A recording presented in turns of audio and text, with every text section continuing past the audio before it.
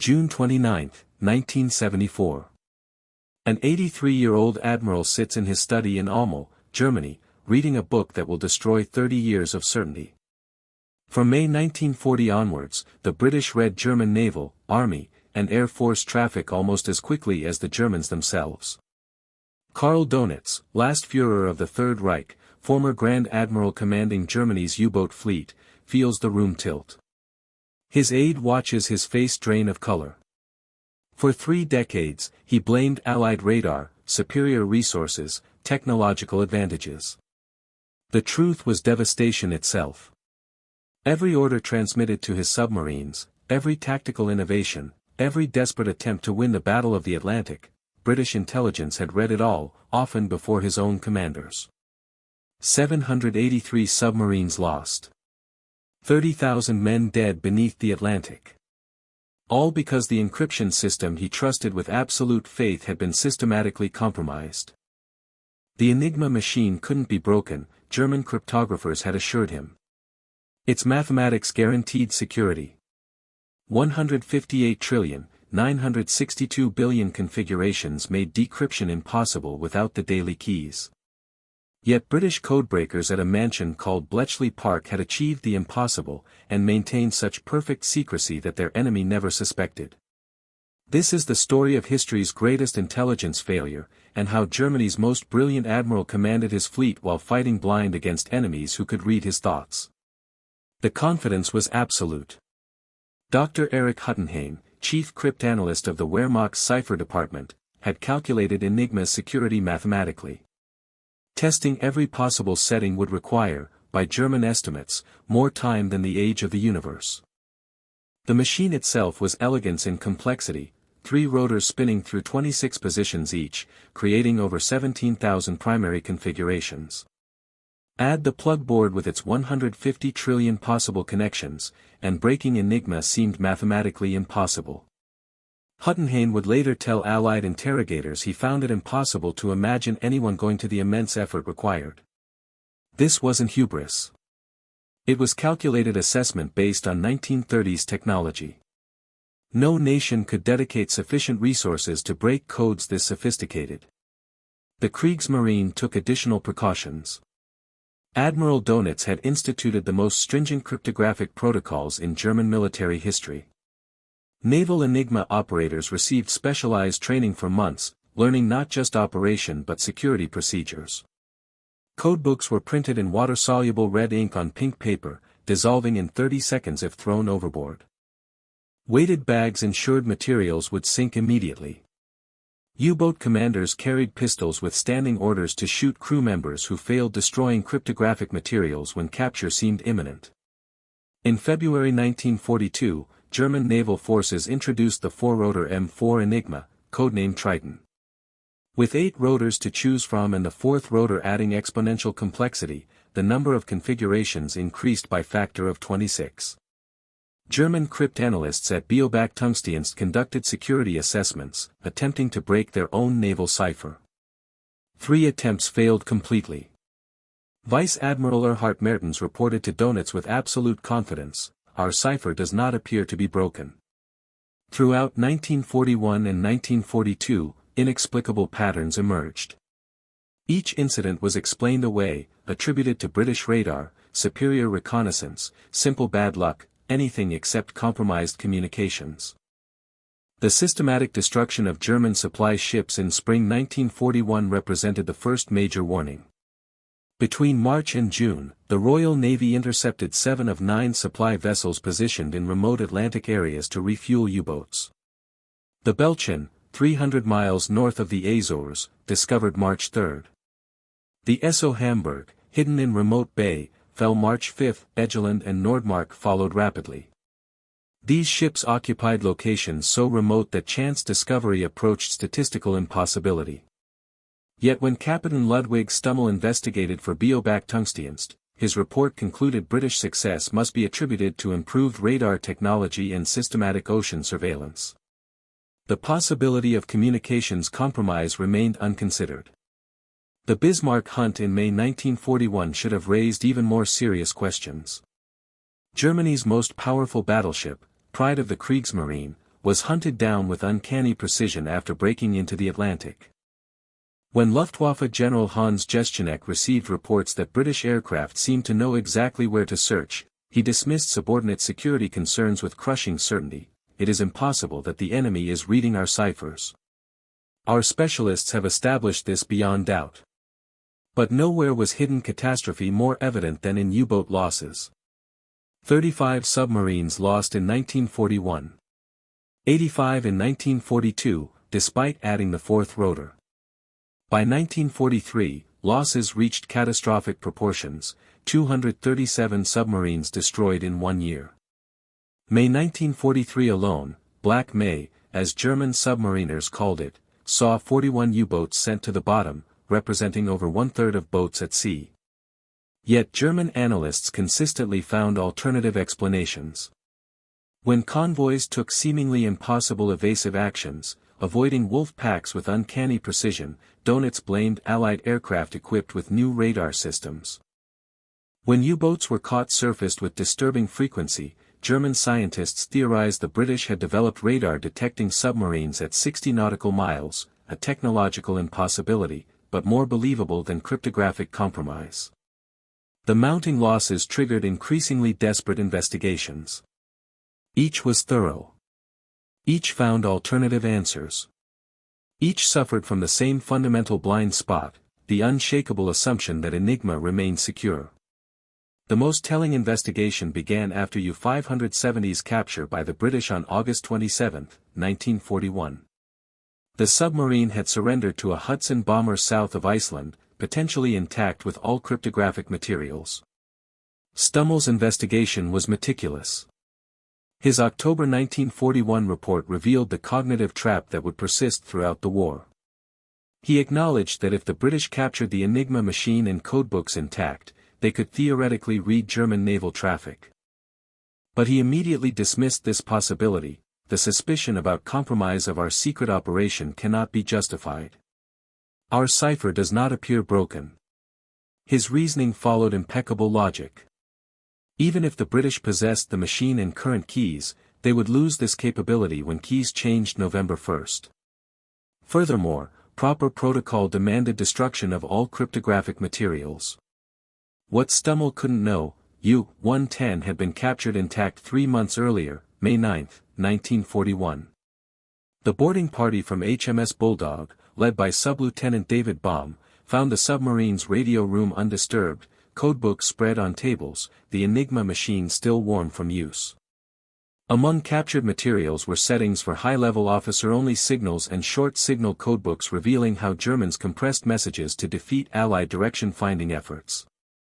The investigation that should have exposed everything came spring 1943, prompted by Black May's catastrophic losses. Admiral Dönitz, desperate to understand why his wolf packs were being systematically destroyed, ordered the most comprehensive security review of the war. The investigation team explored multiple hypotheses with impressive thoroughness. First theory, Metox radar warning receivers might be re-radiating signals betraying submarine positions. A Focke-Wulf Condor aircraft confirmed Metox emissions could be detected at 110 kilometers. All U-boats immediately ceased using radar detection equipment. When losses continued unabated, investigation moved to the next theory. Perhaps the Allies developed infrared detection systems spotting heat signatures of submarine diesels. German naval technical departments launched crash programs developing special infrared-absorbing paint. U-boats returning from patrol were hastily repainted. Still losses mounted. The breakthrough seemed to come when a crashed RAF bomber near Rotterdam yielded an intact H-2S radar system, February 3, 1943. German scientists were stunned discovering the British had developed centimetric radar operating on wavelengths their detection equipment couldn't receive. This triggered another crash program developing new detection gear. Throughout these investigations, one hypothesis remained notably absent from serious consideration. Admiral Erhard Mertens reasoned that breaking Enigma would require a perfect chain of unlikely events: capture of machines and current keys, solution of security procedures, breaking officer-only signals, sufficient time for cryptanalysis before keys changed. He concluded these requirements were individually unlikely and collectively impossible. Paradoxically, Germany's own code-breaking success reinforced faith in Enigma's security. Beobacht Tungstendienst had achieved remarkable success penetrating British naval ciphers. Kapitän zur See Heinz Bonatz, leading Bedienst's English-language section, had broken British naval cipher number 3 used for convoy communications. By December 1942, his team read 80% of intercepted British convoy messages, often within hours of transmission. Wilhelm Traunau, Germany's most gifted naval cryptanalyst, could predict convoy movements 10 to 20 hours advance, allowing U-boats positioning themselves perfectly for intercept. This success created dangerous psychological dynamics. German naval intelligence officers reasoned that if breaking codes required such enormous effort and specialized talent, Bedienst employed over 5,000 personnel at peak, then surely the British faced similar or greater challenges attacking Enigma. They knew from experience that even with captured codebooks, maintaining continuous access required constant vigilance and frequent failures when codes changed. What they failed recognizing was that while they celebrated reading British convoy routes, the British were reading virtually everything else: U-boat positions, patrol orders, supply arrangements, tactical innovations, even Dönitz's personal assessments sent to Hitler. Germans were winning tactical victories while losing the strategic war, but their tactical successes blinded them to strategic catastrophe. The preservation of the ultra-secret represented one of the most successful deception operations in military history. Winston Churchill called Bletchley Park the goose laying golden eggs but never cackling. Group Captain Frederick Winterbotham established the Special Liaison Unit System in 1940. These units, eventually numbering 40 worldwide, maintained absolute control over ultra-intelligence distribution. Each officer was personally vetted and signed the Official Secrets Act with understanding that violation meant execution for treason, even after war's end. Physical security at Bletchley Park bordered on paranoia. The estate's 580 acres were surrounded by military police posts, with over 9,000 personnel working in complete compartmentalization. Codebreakers in Hut 8 working on naval Enigma had no knowledge of work in Hut 6 on Wehrmacht traffic. Even within huts, personnel knew only their specific tasks. To mask ultra-intelligence sources, the British created elaborate deceptions. Original cover story involved a fictional super spy network supposedly run by an anti-Nazi German officer with access to highest-level communications. When acting on ultra-intelligence, false reconnaissance flights routinely provided plausible discovery stories. After using Ultra to destroy an Italian convoy, the British transmitted a radio message in a cipher they knew Germans had broken, thanking a non-existent agent in Naples for vital information.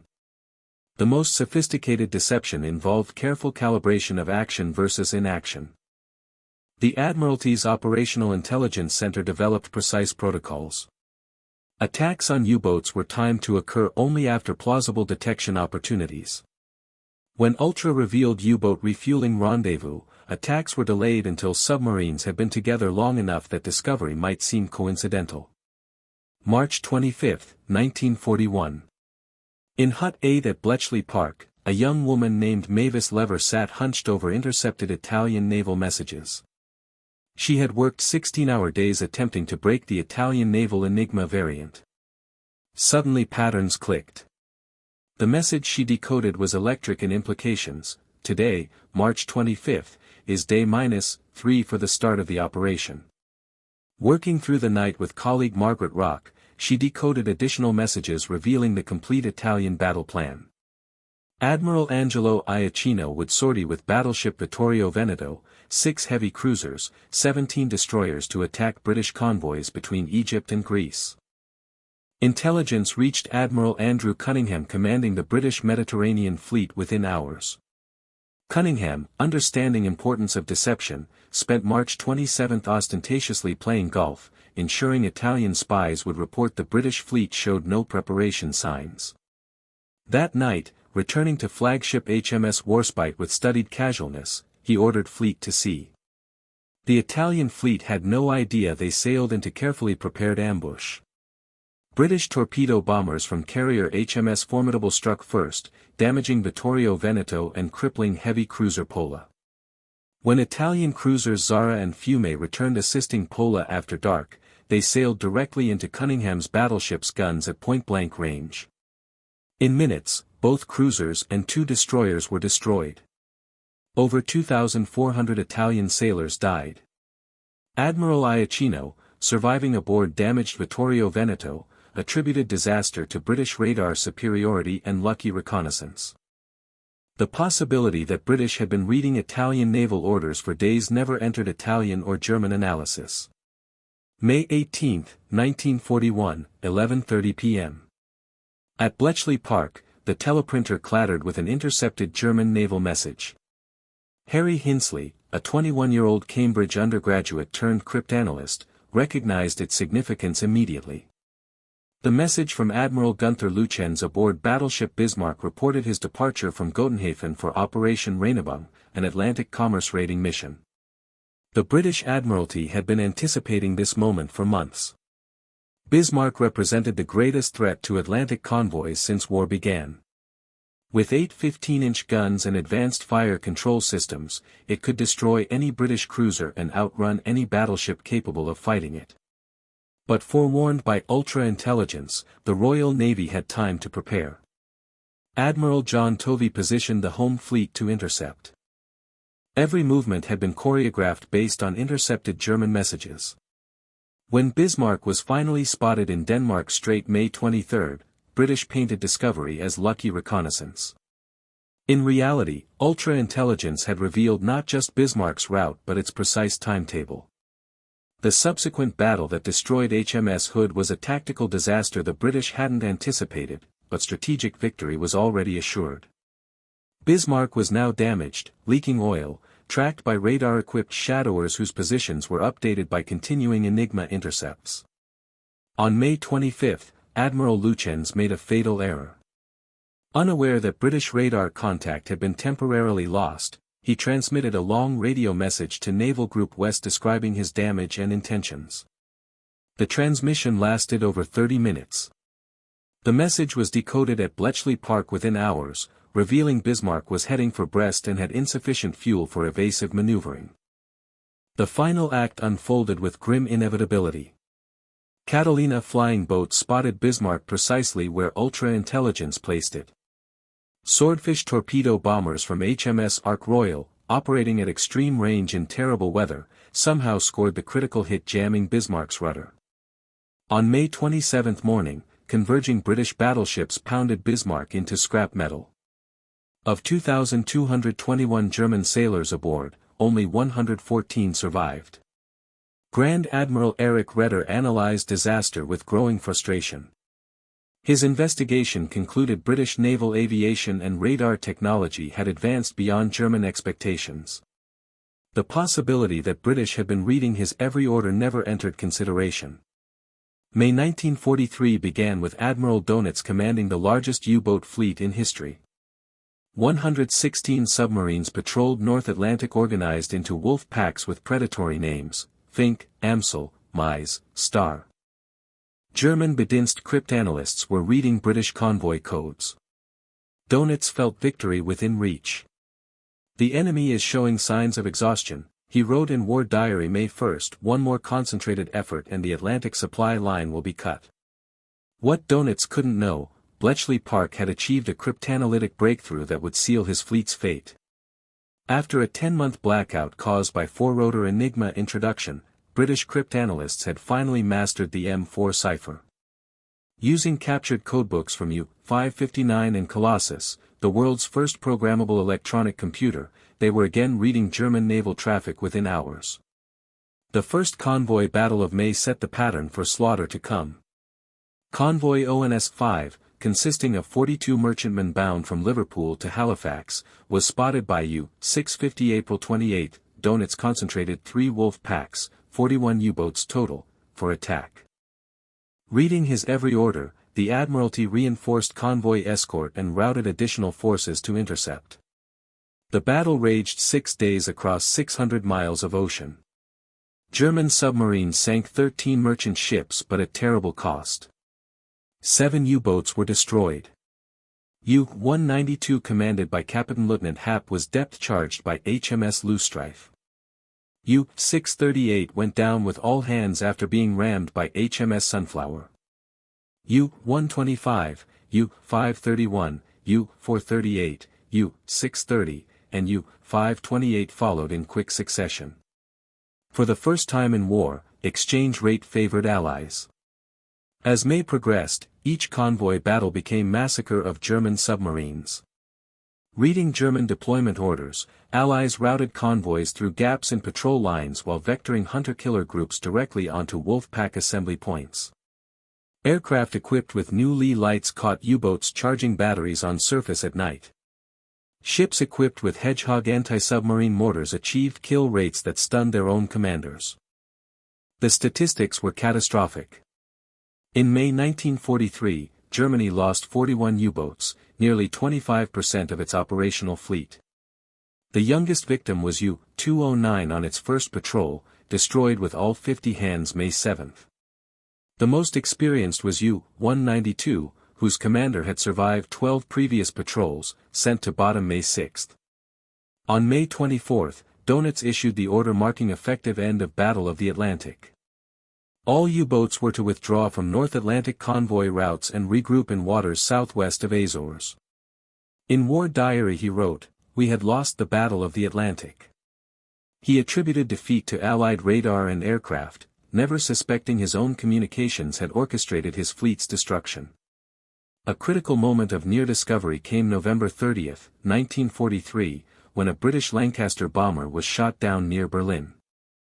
Among wreckage, German investigators found something that should have triggered immediate alarm, a partially burned document containing what appeared to be German naval grid references and U-boat positions dated just 48 hours earlier. The document was fragmentary but clearly showed positions of 3 U-boats matching their actual locations November 28.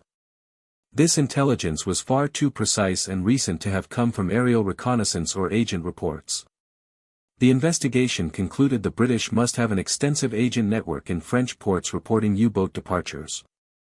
Combined with direction-finding fixes on German radio transmissions, this could theoretically allow rough position estimates.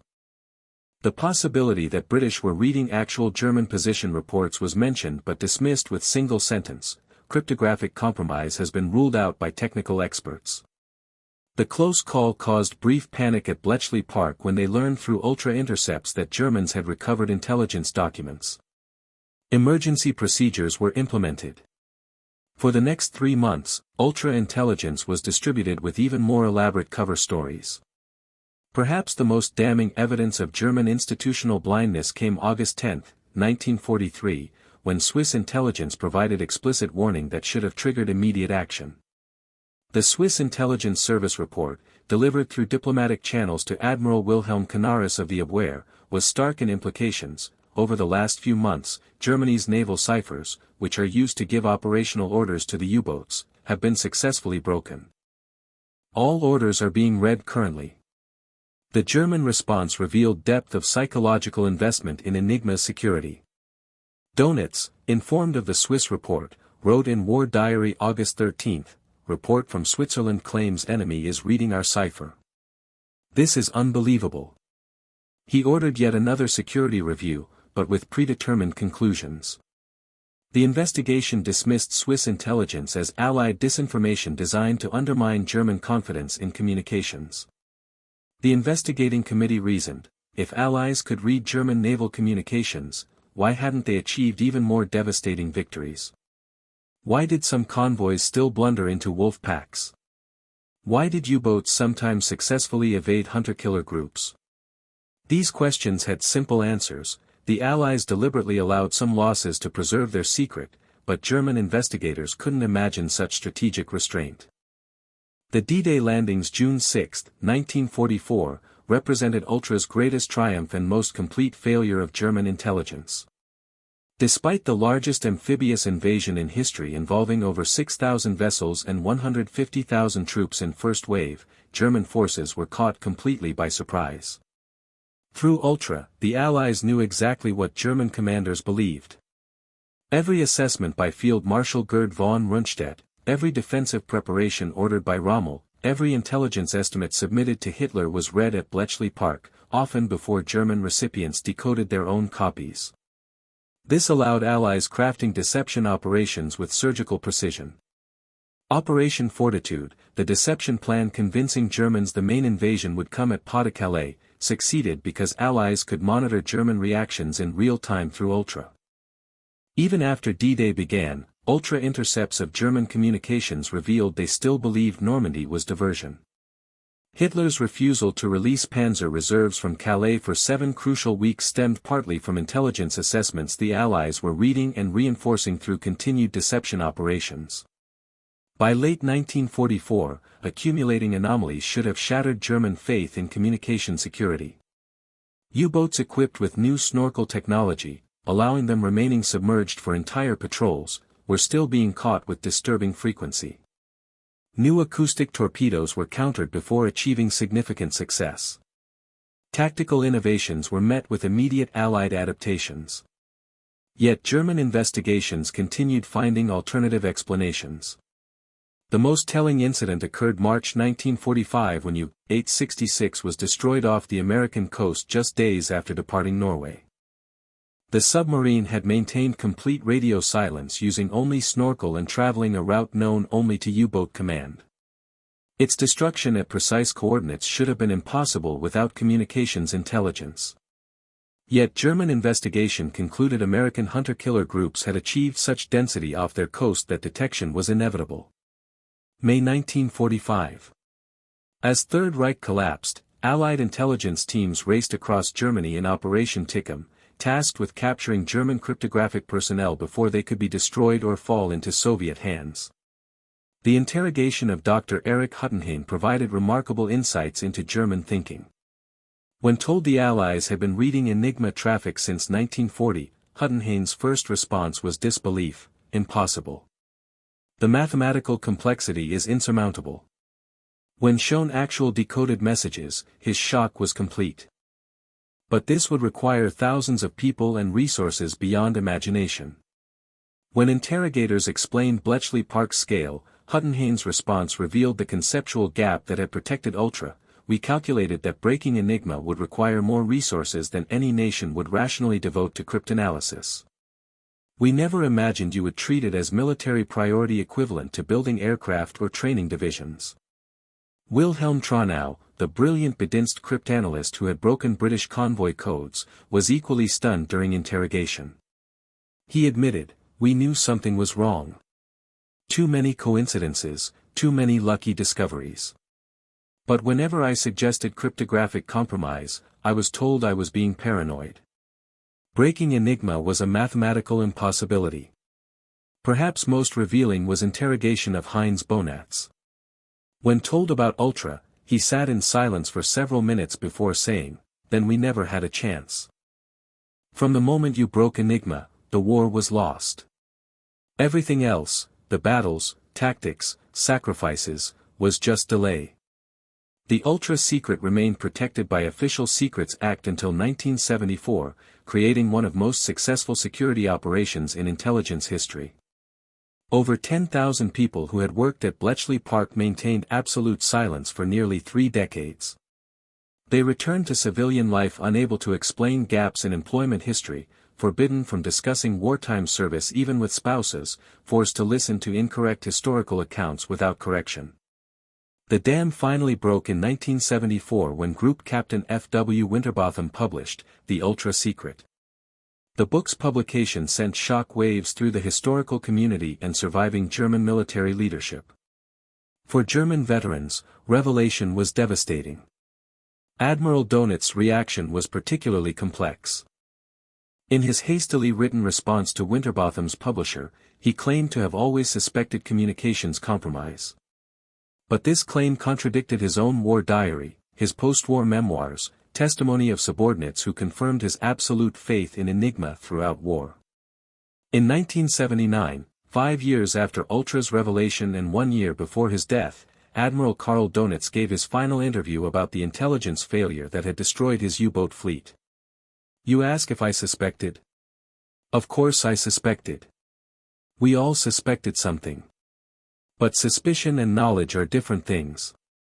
To suspect the enemy has advantages is military prudence. To know your every thought is revealed to him is madness. He paused, looking out the window at peaceful German countryside. Could we have won if we had known? No.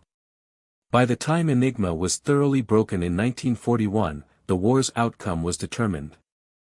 But we might have lost differently. We might have saved lives by changing tactics, by accepting defensive positions, by acknowledging reality instead of fighting phantoms. The greatest tragedy was not that we lost, but that we never knew why we were losing.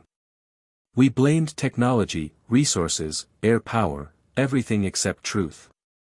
30,000 of my men died in submarines, many in operations the enemy knew about before my commanders received their orders. They died bravely, fighting an enemy who could read our thoughts. His final words on Ultra carried weight of bitter experience. In war, the greatest enemy is not the opposing force, but your own certainty. We were certain Enigma was secure. That certainty killed more of my men than all depth charges and aircraft in Allied arsenal. Today, Bletchley Park stands as museum to one of history's greatest intelligence triumphs and Germany's greatest intelligence failure. The huts where young men and women broke the unbreakable cipher are preserved. Visitors walk through spaces where mathematical genius combined with industrial organization to achieve what German experts considered impossible. In the guest book, among thousands of entries from visitors worldwide, one stands out. Written in neat German script in 1995, my grandfather commanded U-604, lost with all hands in August 1943. For 50 years, I believed he died fighting overwhelming Allied technology. Now I know he died because his orders were read by enemies before he received them. The tragedy is not that Germany lost, but that we never knew we had already lost. The Enigma machine, once pride of German cryptographic ingenuity, now stands as history's greatest monument to danger of absolute certainty in an uncertain world. The Germans never knew. That ignorance, maintained despite overwhelming evidence to contrary, represents one of history's most consequential intelligence failures.